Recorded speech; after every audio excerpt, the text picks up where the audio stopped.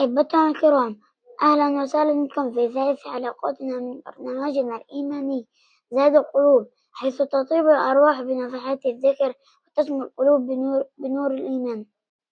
نبدأ لقاءنا مع آيات عطرة من الذكر الحكيم عن فضل الصدقة، تتلو على مسامعنا الطالبة شان غيث من الصف الثاني ألف. تليهما نفحة من نور النبوة مع حديث شريف تضيء دروبنا مع الطالبة تلين شنك من الصف الثاني ب. فلننصت بخشوع ولتشرق أرواحنا نور القرآن والسنة. أعوذ بالله من الشيطان الرجيم. بسم الله الرحمن الرحيم. مثل الذين ينفقون أموالهم في سبيل الله كمثل حبة أنبتت سبع سنابل في كل سنبلة 100 حبة والله يضاعف لمن يشاء والله واسع عليم.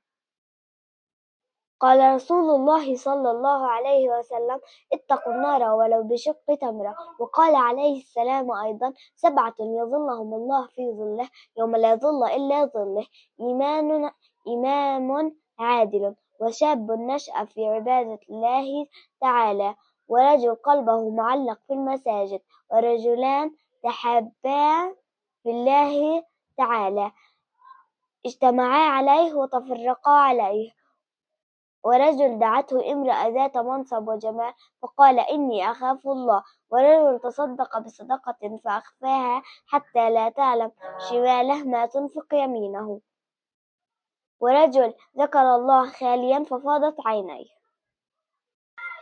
نصيحتنا الرمضانية لهذا اليوم هي أن نتوجه إلى باب من أبواب الخير، ألا وهو باب الصدقة التي تحمل في طياتها بركة خاصة في شهر رمضان المبارك. فالصدقة في هذا الشهر الفضيل تفتح أمامنا أبواب الرحمة والمغفرة، وتغرس في قلوبنا روح العطاء والإحسان، مما يساهم في بناء مجتمع تسوده المحبة والتكافل.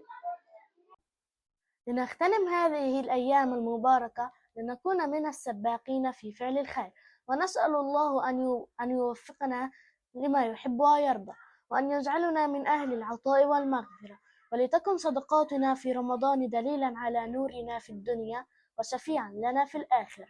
كانت معكم طالبتان سما غزاوي وجنى جابر من الصف الخامس ألف. دمتم في حفظ الله ورعايته، والسلام عليكم ورحمة الله وبركاته.